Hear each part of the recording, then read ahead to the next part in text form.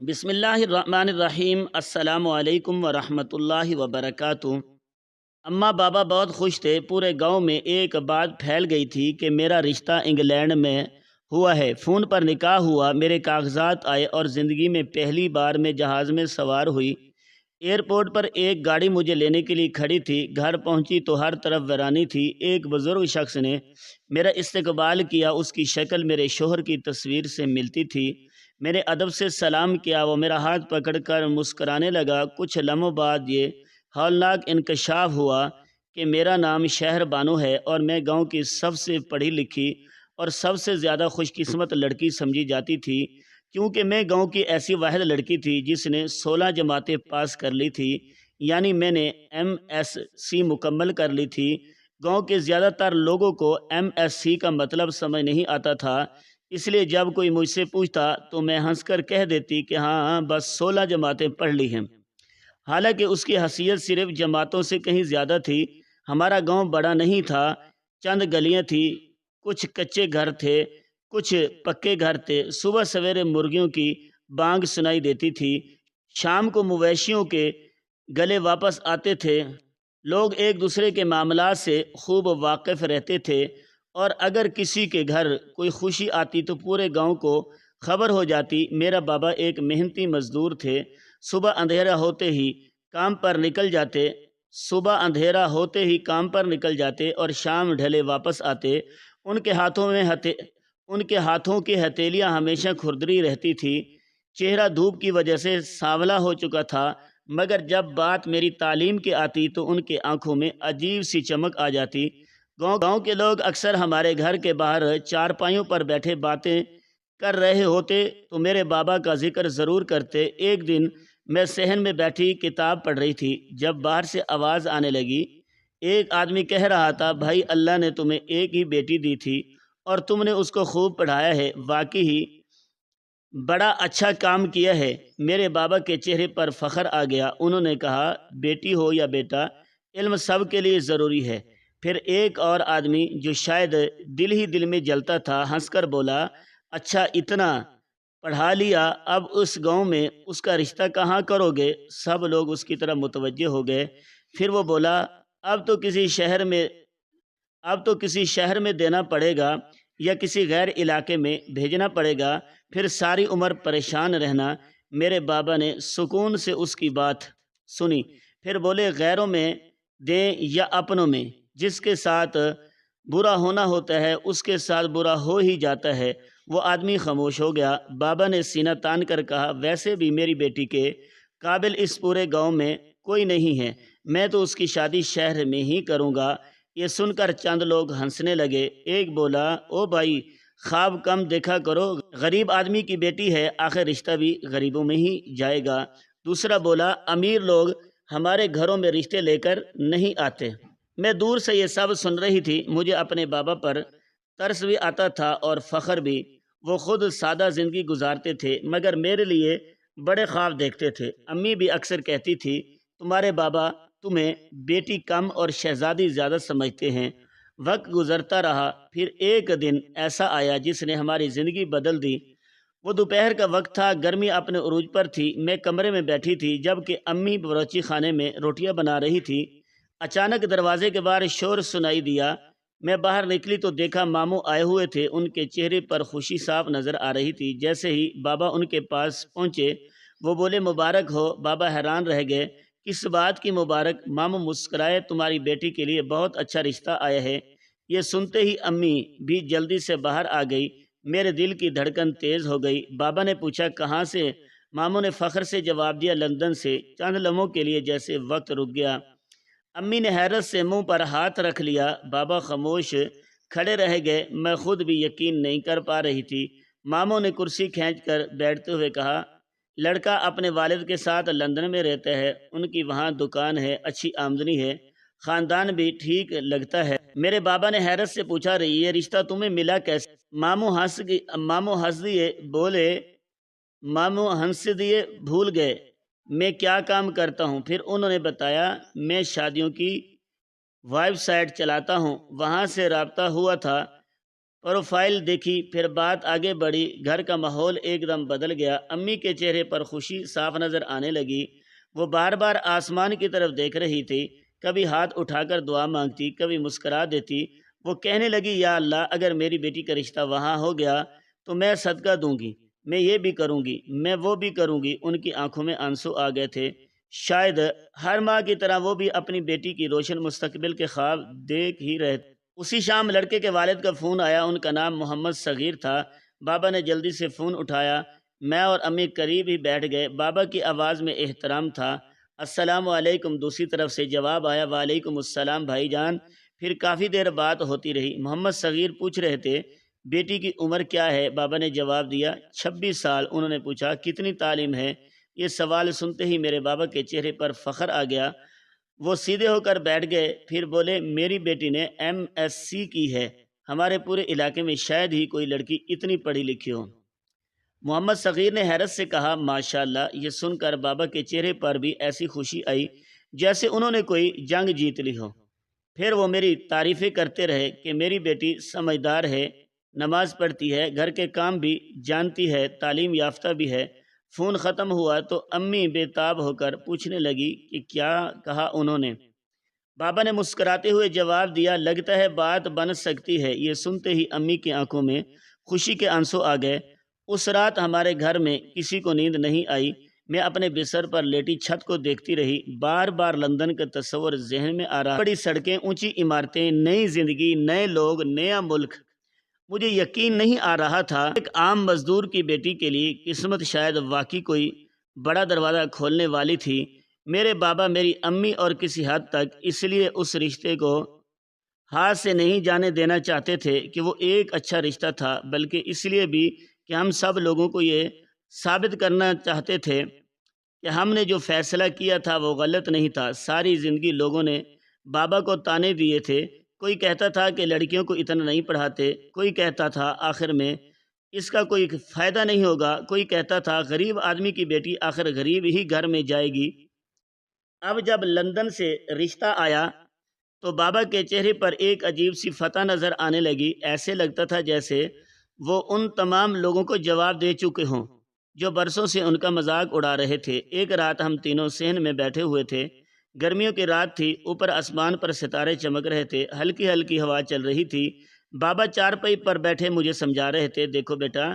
میں خاموشی سے سننے لگی۔ بابا بولے، اگر تم لندن چلی گئی تو تمہاری زندگی بن جائے گی، وہاں نوکری کر سکو گی، پاؤنڈز میں کماؤ گی، اپنا بھی مستقل بنا لو گی، ہمارا بھی خیال رکھ سکو گی۔ ان کی آنکھوں میں امید تھی۔ میں نے سر ہلا دیا اور کہا، جی بابا، اگر اللہ نے چاہا تو سب ٹھیک ہوگا۔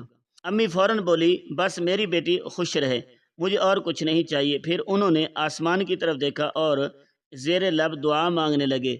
ادھر وقار سے میری بات چیت بھی شروع ہو چکی تھی۔ پہلے صرف پیغامات آتے تھے، پھر کالز ہونے لگی۔ اس کی آواز نرم تھی اور بڑے اطمینان سے بات کرتا تھا۔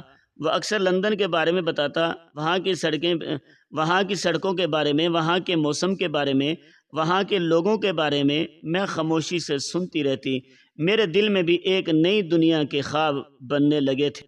ایک دن اس نے کال پر کہا، شہر بانو، ایک مسئلہ ہے۔ میں نے پوچھا، کیا مسئلہ؟ وہ بولا، پاکستان میں ہمارا کوئی خاص قریبی رشتہ دار نہیں ہے۔ میں خاموشی سے سنتی رہی۔ وہ کہنے لگا، دور کے رشتہ دار ضرور ہیں مگر ان سے زیادہ رابطہ نہیں۔ اگر ہم پاکستان آئیں گے تو رہائش کا مسئلہ ہوگا، بہت سارے انتظامات کرنے پڑیں گے۔ میں نے کہا، پھر کیا کریں گے؟ اس نے گہری سانس لی اور بولا، ابو کی طبیعت بھی کافی خراب رہتی ہے، میں انہیں اتنا لمبا سفر نہیں کروا سکتا، اور اگر میں اکیلا آؤں تو وہ بھی عجیب لگے گا۔ میں خاموش رہی۔ پھر اس نے کہا، خیال ہے آن لائن نکاح کر لیتے ہیں، سارے معاملات آن لائن مکمل ہو جائیں گے، اس کے بعد ہم ٹکٹ بھیج دیں گے، آپ لوگ شہربانوں کو فلائٹ میں بٹھا دینا، ہم یہاں ایئرپورٹ پر وصول کر لیں گے۔ میں نے یہ بات بابا اور امی کو بتائی۔ پہلے تو وہ کچھ دیر خاموش رہے، پھر بابا نے کہا، بات تو ٹھیک ہے۔ امی نے بھی سر ہلا دیا۔ اصل بات یہ تھی کہ جب انسان کو اپنی حیثیت سے بڑھ کر کوئی رشتہ مل جائے تو وہ بہت سی باتیں مان لیتا ہے، اور ہمارے معاشرے میں ویسے بھی لڑکے والوں کی بات کو زیادہ اہمیت دی جاتی ہے، چاہے وہ کتنے ہی عام لوگ کیوں نہ ہوں۔ یہ تو پھر لندن والے تھے۔ پڑھے لکھے تھے، باہر کے ملک میں رہتے تھے، اس لیے ان کی باتیں ہمیں مناسب لگ رہی تھی۔ پھر بابا نے کہا ویسے بھی اگر وقار اکیلے کر آتا تو لوگ عجیب عجیب باتیں کرتے، کوئی کہتا لڑکا اکیلا کیوں آیا، کوئی کہتا خاندان کہاں ہے، کوئی اور اعتراض نکال دیتا، اسی لیے آن لائن نکاح والا فیصلہ سب کو آسان لگا۔ رشتہ داروں کی ہمیں ویسے بھی زیادہ پرواہ نہیں تھی، ہمارے رشتہ دار ایسے تھے کہ اگر ان کو سونا بھی کھلا دو تو یہ کہیں گے کہ ہیرے کیوں نہیں کھلائے، اس لیے ہم نے فیصلہ کر لیا کہ جو کرنا ہے اپنی مرضی سے کرنا ہے۔ وقت تیزی سے گزرنے لگا، آخر وہ دن آ گیا جس دن نکاح ہوا تھا۔ گھر میں صبح سے ہی رونق لگی ہوئی تھی، رشتہ دار آ رہے تھے، عورتیں مبارکباد دے رہی تھی، بچیوں کا شور الگ تھا، باورچی خانے میں کھانے پک رہے تھے، صحن میں کرسیاں لگائی جا رہی تھی، ہر طرف خوشی کا ماحول تھا، مجھے دلہن بنایا جا رہا تھا، میرے ہاتھوں پر مہندی کی رنگت ابھی تک گہری تھی، میں سر جھکائے بیٹھی تھی، دل زور زور سے دھڑک رہا تھا، کبھی خوشی محسوس ہوتی، کبھی گھبراہٹ، کبھی یقین نہیں آتا تھا کہ ایک گاؤں کی لڑکی چند دن بعد لندن میں ہوگی۔ ادھر موبائل اور لیپ ٹاپ کا انتظام کیا گیا، نیٹ چلایا گیا، وقار اسکرین پر نظر آیا، اس نے سہرا پہنا ہوا تھا، اس کے ساتھ چند لوگ بھی بیٹھے تھے، کیونکہ سگنل ویسے ہی کمزور تھے، کبھی آواز آتی، کبھی رک جاتی، کبھی تصویر جم جاتی، لوگ بار بار موبائل کے ادھر ادھر کر کے سنگل ڈھونڈ رہے تھے، کسی نے کہا چھت پر لے جاؤں، وہاں سنگل اچھے آتے ہیں، پھر کسی نے موبائل اونچا پکڑ لیا، کسی نے انٹرنیٹ دوبارہ چلایا، بڑی مشکل سے رابطہ برقرار رہا، آخر نکاح کی کارروائی شروع ہوئی، قاضی صاحب نے سوالات کیے، قبول ہے کی آواز آئی، دوسری طرف سے بھی جواب آیا، کاغذات مکمل ہوئے، حق مار بھی ہماری مرضی سے لکھا گیا، شرائط بھی ہماری مرضی سے شامل کی گئی، ہر چیز باقاعدہ طریقے سے مکمل ہوئی، اور یوں میرا نکاح وقار سے ہو گیا۔ جیسے ہی نکاح مکمل ہوا، گھر میں خوشی کی لہر دوڑ گئی، لوگ مبارکباد دینے لگے، مٹھائیاں تقسیم ہونے لگی، امی کے آنکھوں میں خوشی کے آنسو تھے، بابا بار بار اللہ کا شکر ادا کر رہے تھے، کھانے کی بھی پورا انتظام تھا، گاؤں کے لوگوں کو بلایا گیا تھا، سب نے کھانا کھایا، سب کو پتہ چل گیا کہ واقعی لندن میں میرا رشتہ ہو چکا ہے۔ جن لوگوں نے بابا کا مذاق اڑایا تھا وہ بھی خاموش تھے، یہ چیز بابا کو اندر سے بہت خوش کر رہی تھی۔ نکاح کے بعد وقار اور اس کے والد کی طرف سے جلدی رخصتی کا کہا گیا، انہوں نے بتایا کہ ٹکٹ کے انتظامات ہو جائیں گے، زیادہ دیر کرنا مناسب نہیں، انہوں نے کچھ پیسے بھی بھیج دیے اور کہا اگر شہر بانوں کو پاکستان سے کوئی چیز ساتھ لانی ہو تو لے آئے، چیز کا کوئی مطالبہ نہیں تھا، نہ کسی نے جہیز مانگا، نہ میرے ماں باپ نے کچھ بنایا، ویسے بھی مجھے ہمیشہ لگتا تھا کہ میری اصل دولت میری تعلیم ہے، باقی چیزوں کی کیا اہمیت تھی۔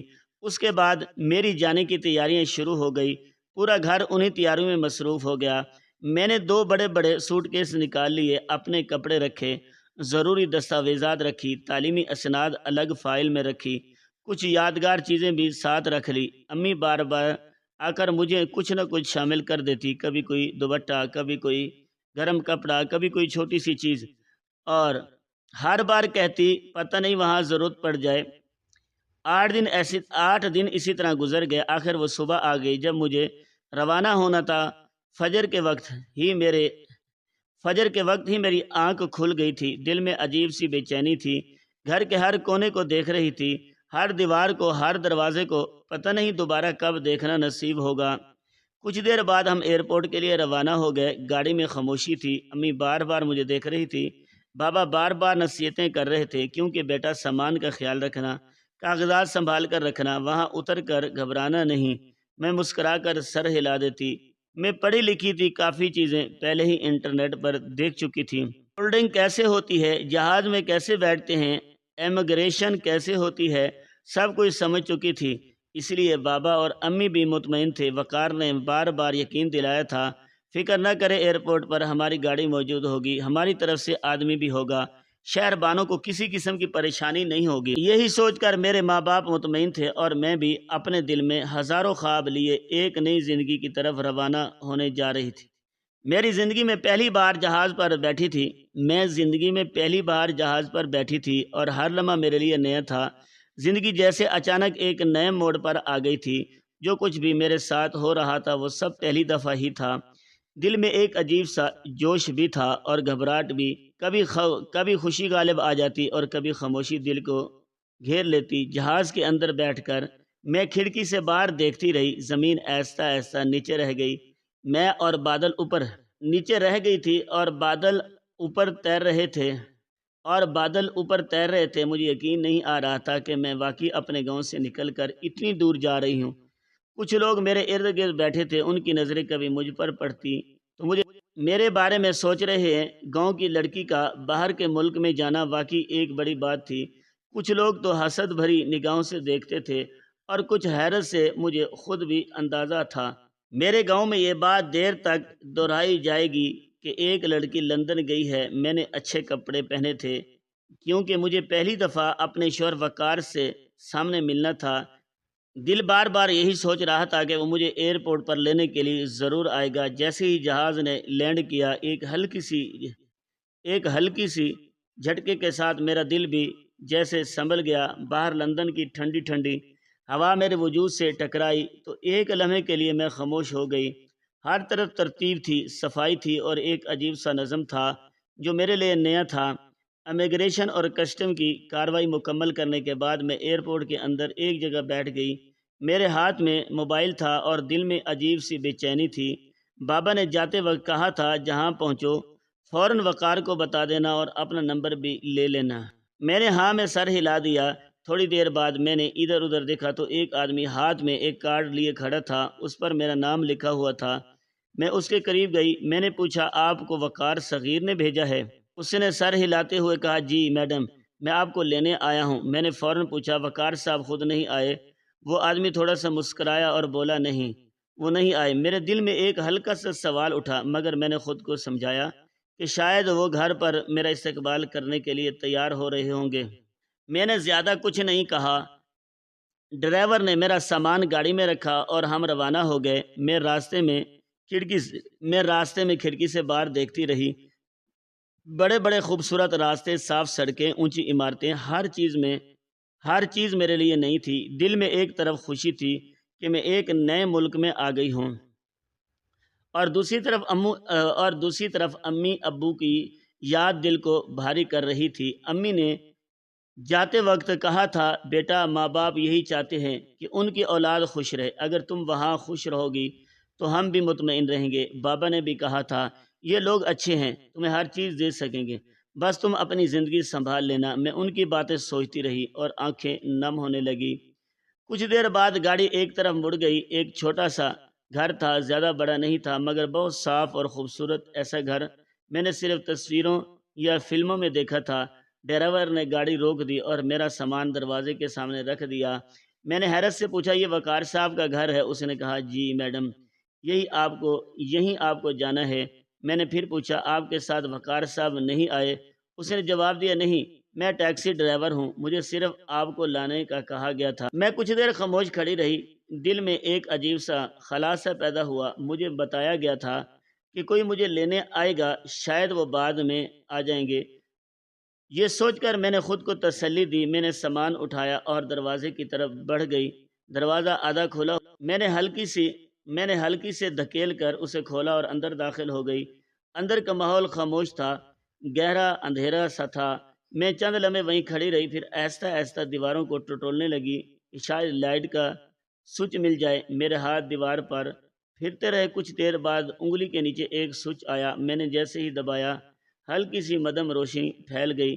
سامنے کا منظر واضح ہوا۔ یہ ایک صاف ستھرا گھر تھا، سادہ گھر تھا مگر ترتیب سے رکھا ہوا۔ کمرے خاموش تھے، نہ کوئی استقبال تھا، نہ کوئی آواز، نہ کوئی انسان۔ میں چند لمحے کھڑی رہی، دل تیزی سے دھڑکنے لگا۔ میں نے ادھر ادھر دیکھا، کرسیوں پر خاموشی تھی، کچن بند تھا، کمرے خالی تھے۔ مجھے لگا تھا کہ وقار یہاں ہوگا، شاید میرے آنے کا انتظار کر رہا ہوگا، یا کم از کم اس کے والد ہوں گے یا کوئی اور گھر والا، مگر یہاں تو مکمل خاموشی تھی، صرف دیواریں تھیں اور ایک عجیب سا ویران پن تھا۔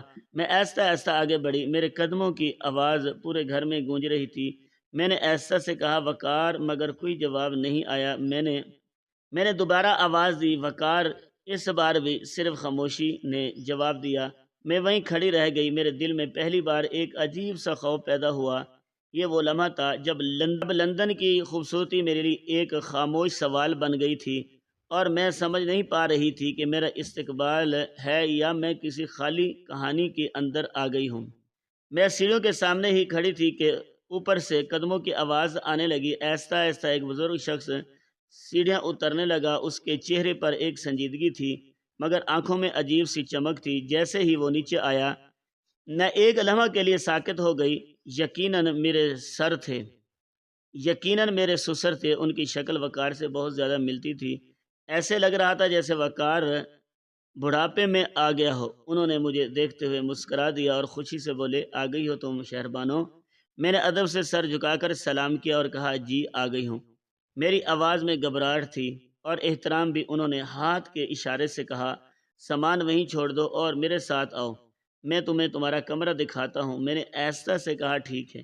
میرے قدم ان کے پیچھے چلنے لگے مگر دل میں بار بار ایک ہی سوال اٹھ رہا تھا، وقار کہاں ہے؟ میں خود کو سمجھا رہی تھی کہ یہ لندن ہے، شاید وہ کسی کام پر گیا ہوگا یا رات کی ڈیوٹی ہوگی یا پھر تھک کر آرام کر رہا ہوگا۔ یہ سب سوچتے ہوئے میں ان کے پیچھے چلتی رہی۔ وہ مجھے سیڑھیوں کے ساتھ ساتھ ایک کمرے کی طرف لے آئے۔ جیسے ہی دروازہ کھولا، اندر کا منظر دیکھ کر میں کچھ لمحے ٹھہر گئی۔ کمرہ سجا ہوا تھا، سادگی کے ساتھ خوبصورتی تھی۔ دیواروں پر ہلکے ہلکے رنگ کے پردے تھے۔ بیڈ پر تازہ چادر بچھائی گئی تھی۔ کمرے میں ہلکی سی خوشبو پھیلی ہوئی تھی۔ ایسے لگ رہا تھا جیسے سب کچھ خاص طور پر میرے لیے تیار کیا گیا ہو۔ ایک طرف چھوٹے چھوٹے تحفے رکھے تھے، خوبصورت پیکنگ میں لپٹے ہوئے تھے۔ ایک طرف چھوٹے چھوٹے تحفے رکھے تھے، خوبصورت پیکنگ میں لپٹے ہوئے۔ میں نے حیرت سے پوچھا، یہ سب کیا ہے؟ وہ مسکرا کر بولے، یہ تمہارے منہ دکھائی کے تحفے ہیں۔ میں چند لمحے کھڑی رہی، پھر انہوں نے نرمی سے کہا، بیٹھو۔ کیوں کھڑی ہو؟ میں آہستہ سے بیڈ پر بیٹھ گئی۔ دل اب بھی پوری طرح مطمئن نہیں تھا مگر ماحول کچھ بہتر لگ رہا۔ انہوں نے باہر سے جوس لا کر میرے سامنے رکھا۔ میں نے شکر ادا کیا اور پی لیا۔ پھر میں نے ہمت کر کے پوچھا، آپ کی طبیعت کیسی ہے؟ وہ ہلکی سے مسکرائے اور بولے، اب تم آ گئے ہو تو میں بالکل ٹھیک ہو جاؤں گا۔ میں نے دل میں سوچا، شاید وہ محبت سے کہہ رہا ہے، شاید انہیں بہو کی کمی تھی، شاید گھر میں تنہائی تھی۔ اسی دوران میرے ذہن میں پھر وہی سوال آیا، وقار کہاں ہے؟ میں نے ایسا سے مگر ہمت کر کے پوچھ لیا، وقار کہاں ہے؟ وہ میرے قریب ہی آ کر کرسی پر بیٹھ گئے۔ ان کے چہرے پر ایک عجیب سی خاموشی آ گئی، پھر وہ ہلکے سے مسکرائے اور بولے، میں ہی وقار ہوں۔ میں چند لمحے ان کو دیکھتی رہ گئی جیسے دماغ نے بات سمجھنے سے انکار کر دیا ہو۔ میں نے حیران ہو کر کہا، آپ کے بیٹے کا نام بھی وقار ہے اور آپ کا نام بھی وقار ہے؟ وہ ہنسنے لگے اور بولے، ایک ہی گھر میں دو لوگوں کا ایک ہی نام ہوتا ہے؟ اور بولے، کیا ایک ہی گھر میں دو لوگوں کا ایک ہی نام ہوتا ہے؟ میں نے کہا، نہیں۔ پھر وہ ایسا سے بولے، تو پھر ہم ایسا کیوں کریں گے؟ میرے دل زور سے دھڑکا۔ میں نے فوراً کہا، پھر آپ نے اپنے بیٹے کا نام وقار کیوں رکھا؟ وہ ہنستے رہے اور پھر ایسا سے بولے، کیونکہ کوئی بیٹا ہے ہی نہیں۔ میں نے اپنی جوانی کی تصویر بھیجی تھی اور میں ہی تھا، تمہارا نکاح مجھ سے ہوا ہے، میں ہی محمد وقار صغیر ہوں۔ میرے ہاتھ سے جوس کا گلاس تقریباً گر گیا۔ میں چند لمحے ان کو دیکھتی رہی، پھر بے اختیار بولی، آپ مذاق کر رہے ہیں؟ ان کا چہرہ سنجیدہ ہو گیا۔ وہ بولے، یہ مذاق نہیں ہے۔ ہاں، میں نے تم سے جھوٹ بولا، لیکن اگر میں جھوٹ نہ بولتا تو تم جیسی لڑکی کبھی مجھے نہیں ملتی۔ میں خاموش ہو گئی۔ وہ آہستہ آہستہ بولتے رہے، میری بیوی کو فوت ہوئے 15 سال ہو گئے ہیں۔ 15 سال میں نے تنہائی میں گزارے ہیں۔ میری کوئی اولاد نہیں ہے۔ ایک بیٹا پیدا ہونے والا تھا مگر وہ بھی دنیا میں نہ آ سکا۔ بس یوں سمجھ لو میں نے ساری زندگی اکیلے گزاری ہے۔ اب تم آ گئی ہو، یہ گھر تمہارا ہے، میں تمہارا خیال رکھوں گا، تم میری بیوی ہو۔ ان کی باتیں میرے اندر جیسے پتھر بن کر گر رہی تھی۔ میرے کان سن تو ہو رہے تھے مگر دماغ ماننے کو تیار نہیں تھا۔ اگلے ہی لمحے مجھے لگا جیسے زمین میرے نیچے سے کھسک گئی ہو اور میں بے ہوش ہو گئی۔ پتہ نہیں کتنی دیر بعد مجھے ہوش آیا۔ میں اسی کمرے میں تھی، بیڈ پر لیٹی ہوئی، وہ میرے سرانے بیٹھے تھے۔ میں گھبرا کر اٹھ بیٹھی اور فوراً بولی، آپ نے جھوٹ بولا ہے، آپ نے مجھے دھوکہ دیا ہے۔ وہ بڑے سکون سے مجھے دیکھتے رہے اور پھر بولے، یہ دنیا ایسی ہی ہے شہربانو، یہاں یا تو دھوکہ دیا جاتا ہے یا دھوکہ کھایا جاتا ہے۔ میں نے تمہارے ساتھ کوئی برا نہیں کیا، میں تمہارے شوہر ہوں، میں تمہارا خیال رکھوں گا۔ میں میں نے رو میں رونا شروع ہو گئی اور چیخ کر بولی، یہ جھوٹ ہے، آپ نے میری زندگی برباد کر دی۔ وہ قریب آ کر بیٹھ گئے اور ایسے سے بولے، عمر کی بات مت کرو، یہاں عمر نہیں دیکھی جاتی، میں اتنا بوڑھا بھی نہیں ہوں جتنا تم سمجھ رہی ہو، اور تم بھی تو پڑھی لکھی ہو، سمجھدار ہو۔ میں نے آنکھیں صاف کرتے ہوئے کہا، بات عمر کی نہیں ہے، بات جھوٹ کی ہے، آپ نے مجھے دھوکہ دیا ہے، میں اپنے ماں باپ کو بتاؤں گی۔ یہ سنتے ہی ان کے چہرے پر سختی آ گئی اور وہ بولے، اگر تم نے اپنے ماں باپ کو بتایا تو وہ ٹوٹ جائیں گے، تمہارے ماں باپ کو ہارٹ اٹیک ہو سکتا ہے، تمہاری ماں بیمار ہو سکتی ہے، پھر تم واپس کبھی نہیں جا سکو گی، میں تمہیں یہاں سے جانے نہیں دوں گا۔ پھر وہ تھوڑا نرم لہجے میں بولے، بس انہیں یہی کہنا کہ تم خوش ہو، سب ٹھیک ہے۔ یہ کہہ کر انہوں نے اپنا فون میری طرف بڑھا دیا اور کہا، میں تمہیں سوچنے کا وقت دیتا ہوں، فیصلہ تمہارا ہے۔ فون کو ہاتھ میں لیے بیٹھی تھی، دل زور زور سے دھڑک رہا تھا، آنکھوں سے آنسو بہہ رہے تھے۔ میں ایک ایسی دنیا میں آ چکی تھی جہاں ہر راستہ بند ہوتا دکھائی دے رہا تھا، پر مجھے پہلی بار محسوس ہوا کہ میں صرف ایک نئے ملک میں نہیں آئی بلکہ ایک ایسی جگہ میں آ گئی ہوں جس سے نکلنے کا راستہ مجھے ابھی تک نظر نہیں آ رہا تھا۔ میں کافی دیر روتی رہی، کبھی آنسو بہتے تھے، کبھی دل میں عجیب سا طوفان اٹھتا تھا، کبھی میں خود سے سوال کرتی تھی کہ یہ میں نے کیا کر لیا ہے، کبھی دل کہتا تھا کہ اس آدمی نے میرے ساتھ دھوکہ کیا، کبھی خیال آتا یہ میں یہاں تک آ گئی ہوں تو اب واپس کیسے جاؤں گی، کبھی یہ بھی لگتا تھا کہ شاید مجھے واقعی کسی کی نظر لگ گئی ہے۔ کمرے کی خاموشی میرے اندر کے شور کو اور بڑھا رہی تھی، میں بار بار اٹھتی، پھر بیٹھ جاتی، پھر دیوار کو دیکھتی، پھر ہاتھوں میں چہرہ چھپا لیتی۔ وقت جیسے تھم گیا تھا، پھر اچانک میرے ذہن میں ایک فیصلہ آیا۔ میں نے اپنے آنسو صاف کیے، گہری سانس لی اور خود کو مضبوط کرنے کی کوشش کی۔ میں نے سوچا کہ اگر میں نے ابھی ہمت نہ کی تو میں ٹوٹ جاؤں۔ میں نے کانپتے ہوئے ہاتھوں سے موبائل اٹھایا اور بابا کا نمبر ملا دیا۔ تھوڑی ہی دیر میں فون اٹھا لیا گیا۔ بابا کی آواز آئی، میں تمہارے فون کا انتظار کر رہا تھا، میرے حساب سے تم ابھی پہنچ گئی ہوگی، کیسے ہو بیٹا، سب ٹھیک ہے نا؟ ان کی آواز میں بے چینی بھی تھی اور محبت بھی۔ میں نے خود کو سنبھالا اور کہا، جی ابو میں ٹھیک ہوں، وقار بہت اچھے ہیں، انہوں نے میرا بہت اچھا استقبال کیا ہے، وہ مجھے ایئرپورٹ سے لینے بھی آئے تھے، ابھی میں گھر میں ہوں، آرام کر رہی ہوں، وہ کہہ رہے ہیں کہ باہر گھومنے چلتے ہیں۔ بابا کی آواز میں اطمینان آ گیا۔ انہوں نے بار بار پوچھا، سب ٹھیک ہے نا، خوش ہونا، کیسا لگ رہا ہے، وہاں کے لوگ کیسے ہیں؟ میں نے ہر سوال کا جواب ایک ہی انداز میں دیا، سب ٹھیک ہے، بہت خوش ہوں۔ بابا مطمئن ہو گئے، ان کی آواز میں سکون آ گیا۔ انہوں نے دعا دی، اللہ تمہیں خوش رکھے، اللہ تمہیں خوش رکھے بیٹا۔ فون بند ہوا، جیسے ہی کال کٹی میں فون ہاتھ میں لیے بیٹھی رہی، پھر اچانک میرا زبر ٹوٹ گیا، میں پھوٹ پھوٹ کر رونے لگی۔ اس بار رونا پہلے سے زیادہ گہرا تھا، اس بار آنسو صرف دکھ کے نہیں تھے بلکہ اندر کے بوجھ کے تھے۔ اسی وقت دروازے کے پاس ایک سایہ نظر آیا، میں نے آنکھیں صاف کر کے دیکھا، وہ وقار تھا، وہ دروازے میں کھڑا مجھے دیکھ رہا تھا، اس کے چہرے پر ایک عجیب سی سنجیدگی تھی۔ وہ ایسا سے اندر آیا اور پھر بولا، تم واقعی سمجھدار ہو۔ اس کی بات سن کر میں خاموش ہو گئی، آنکھیں ابھی بھی نم تھی، میں کچھ نہیں بولی، اور اس لمحے میری زندگی اس کے ساتھ شروع ہو گئی۔ دن گزرتے گئے، شروع میں سب کچھ نیا تھا، ہر چیز عجیب تھی، مگر وہ شخص آہستہ آہستہ میری زندگی کا حصہ بن گیا۔ وہ میرا خیال رکھتا تھا، میری ہر ضرورت پوری کرنے کی کوشش کرتا تھا، مجھے شہر گھمایا، لندن کی سڑکیں دکھائی، اونچی عمارتیں دکھائی، مجھے سمجھایا کہ اکیلے باہر کیسے جانا ہے، میٹرو کیسے استعمال ہوتی ہے، بس کیسے پکڑنی ہے، پاکستانی ریسٹورنٹ کہاں ہے، کھانا کیسے آرڈر کرنا ہے، سروس کیسے منگوانی ہے، ڈاکٹر کے پاس کیسے جانا ہے، ہر چھوٹی بڑی چیز وہ مجھے سکھاتا رہا۔ آہستہ آہستہ میں اس ماحول میں ایڈجسٹ ہونے لگی۔ وقت گزرتا گیا، پھر مجھے معلوم ہوا کہ یہ گھر اس کا اپنا ہے۔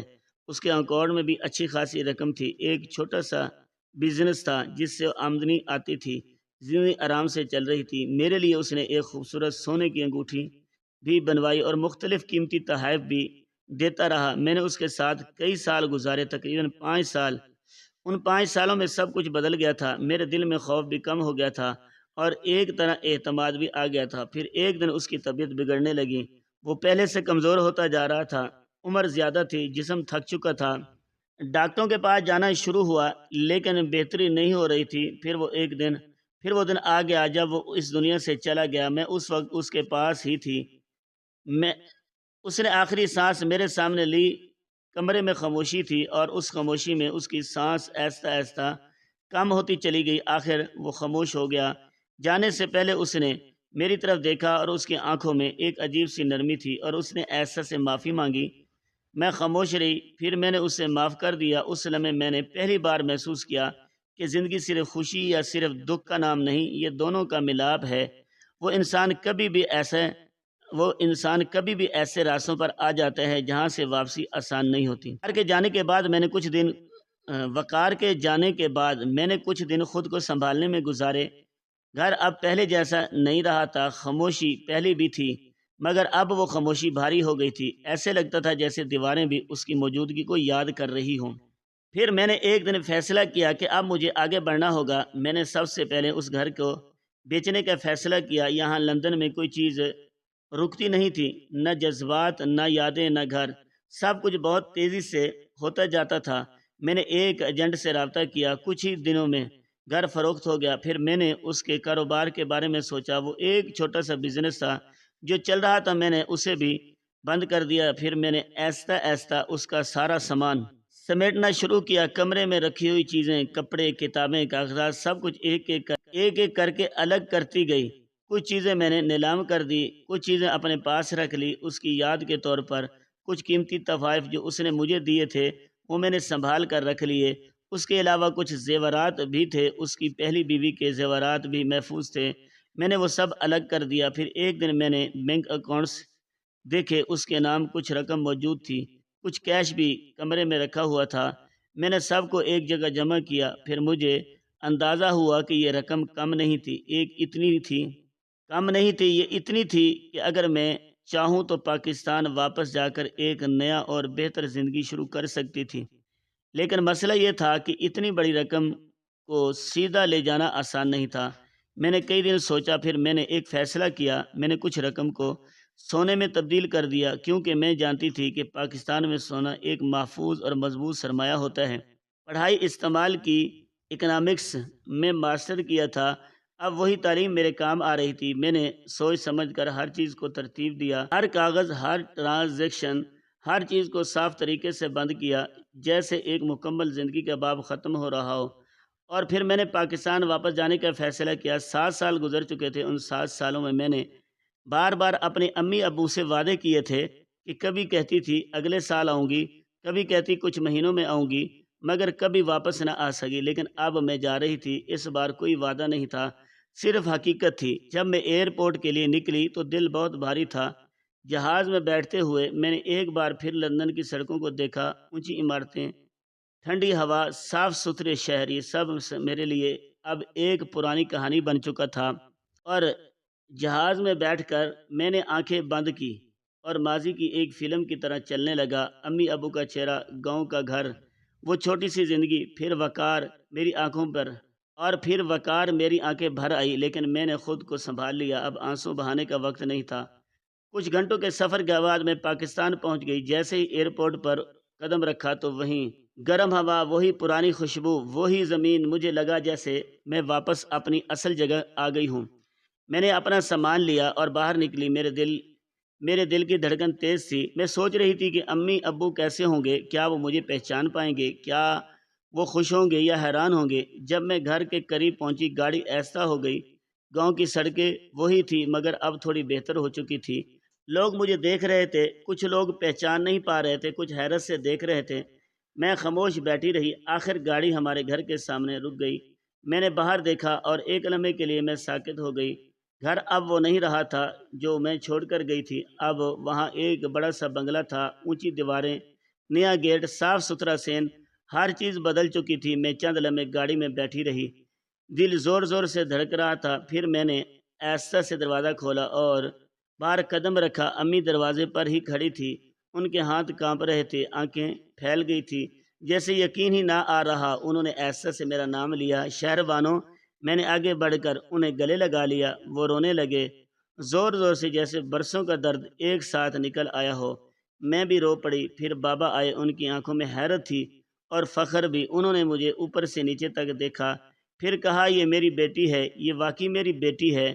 میں مسکرا دی، مگر انہوں نے مگر آنکھوں میں آنسو تھے۔ اندر جا کر میں نے انہیں سب کچھ ایسا ایسا بتایا، لندن کا گھر، وقار، اس کی زندگی، اس کی موت، سب کچھ جیسے جیسے میں بولتی جا رہی تھی وہ خاموش ہوتے جا رہے تھے۔ امی کبھی روتی تھی، کبھی میرا ہاتھ پکڑ لیتی تھی۔ بابا گمسم بیٹھے تھے۔ پھر میں نے انہیں بتایا کہ میں خالی ہاتھ نہیں آئی، میں نے اپنی زندگی میں جو کچھ دیکھا تھا وہ صرف دکھ نہیں تھا، میں نے کچھ حاصل بھی کیا تھا۔ میں نے سارا سونا ان کے سامنے رکھا، کچھ کاغذات رکھے، کچھ چیزیں دکھائی۔ وہ حیران رہ گئے۔ پھر میں نے کہا میں ہار کر نہیں آئی ہوں بابا، میں ہار کر نہیں آئی ہوں بابا، میں ٹوٹ کر بھی واپس آئی ہوں، مگر خالی نہیں۔ بابا نے میرا سر تھپتھپایا اور کہا بیٹی، ہار وہ ہوتی ہے جس میں انسان واپس نہ آ سکے، تم سب کچھ دیکھ کر بھی واپس آ گئی ہو۔ دن گزرتے گئے، ہم نے پرانے گھر کے ساتھ والا پلاٹ خرید لیا اور نیا گھر بنانا شروع کیا۔ اب وہ گھر صرف گھر نہیں تھا، وہ ہماری نئی زندگی تھی۔ اونچا سا بنگلہ، کھلا سین، نئے کمرے، نئی خوشیاں۔ بابا کو گاڑی لے کر دی گئی، امی کو سکون ملا، گھر میں ہر چیز بدل گئی۔ میں نے ایک چھوٹا سا کاروبار بھی شروع کیا۔ ایسا ایسا سب کچھ بہتر ہونے لگا۔ لوگ کہتے تھے کہ شہر بانو بدل گئی ہے، مگر میں جانتی تھی کہ میں بدلی نہیں ہوں، بس میں نے زندگی کو ایک نئے انداز سے دیکھنا سیکھ لیا تھا۔ شادی کے بارے میں کبھی زیادہ نہیں سوچا، نہ جلدی تھی نہ خواہش۔ شاید زندگی نے مجھے اتنا کچھ دکھا دیا تھا کہ اب میں کسی نئی خواب کی جلدی میں نہیں تھی۔ میں اب سکون میں تھی، خاموش سکون، جس میں نہ بہت زیادہ خوشی تھی نہ بہت زیادہ دکھ، بس ایک ایسی زندگی تھی جو اپنی جگہ مکمل تھی۔ میں نے یہ سب باتیں اکثر دل میں دہرائی تھی۔ ہم لڑکیاں ہیں نہ، ہم ہمیشہ قربانی دیتی ہیں، اور مجھے بھی لگتا تھا کہ مجھے بھی کوئی نہ کوئی قربانی دینی پڑے گی، بس فرق یہ تھا کہ میری قربانی ضائع نہیں ہوئی۔ آج میں اس جگہ کھڑی تھی جہاں سے پیچھے دیکھوں تو ایک لمبی کہانی تھی اور آگے دیکھوں تو ایک پرسکون زندگی۔ اب میرے باپ کا سر گاؤں میں جھکا ہوا نہیں تھا، وہ عزت سے جیتے تھے، لوگ ان کی بات سنتے تھے۔ امی کے چہرے پر وہ پرانی تھکن نہیں تھی، اب ان کی آنکھوں میں سکون تھا۔ گھر میں خاموشی نہیں تھی، اب وہاں زندگی تھی، اور میں خود بھی بدل گئی تھی۔ نہ وہ پرانی شہر بانو رہی تھی، نہ وہ کمزور لڑکی جو فیصلوں سے ڈرتی تھی۔ زندگی نے مجھے بہت کچھ دکھایا تھا اور بہت کچھ سکھایا بھی تھا۔ میں نے ایک بات بہت قریب سے دیکھی تھی، محبت اور خواب ہمیشہ زندگی نہیں چلاتے، زندگی چلانے کے لیے حقیقتیں بھی ہوتی ہیں، اور ان میں سب سے بڑی حقیقت اکثر پیسہ ہوتا ہے۔ یہ بات سننے میں سخت لگتی ہے، لیکن زندگی میں جب حالات بدلتے ہیں نظریے بھی بدل جاتے ہیں۔ جب حالات بدلتے ہیں نا تو نظریے بھی بدل جاتے ہیں۔ میں نے بھی یہی سیکھا تھا۔ میں نے جو کچھ کھویا تھا اس کے بدلے میں کچھ حاصل بھی کیا تھا، سکون، عزت اور اپنے گھر والوں کے لیے بہتر زندگی۔ اب میں ہر صبح جب اٹھتی تھی تو دل میں کوئی بوجھ نہیں ہوتا تھا، کوئی خوف نہ کوئی مجبوری، بس ایک خاموشی سے سکون تھا۔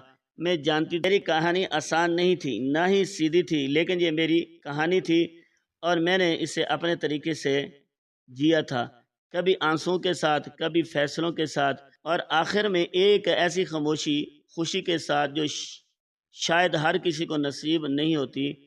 آپ لوگ اپنی قیمتی رائے سے مجھے آگاہ ضرور کیجیے گا، مجھے کیا کرنا چاہیے، اور میں یہ ضرور کہنا چاہوں گی کہ ایسا بہت سی ایسی لڑکیوں کے ساتھ ہوتا ہے جن کو باہر کے ملک کا رشتہ بتا کر دھوکہ دے کر ان کے ساتھ نکاح کیا جاتا ہے تو رخصتی بھی نہیں ہوتی، کچھ کو وہاں جا کے بیچ دیا جاتا ہے۔ باہر کے ملک کا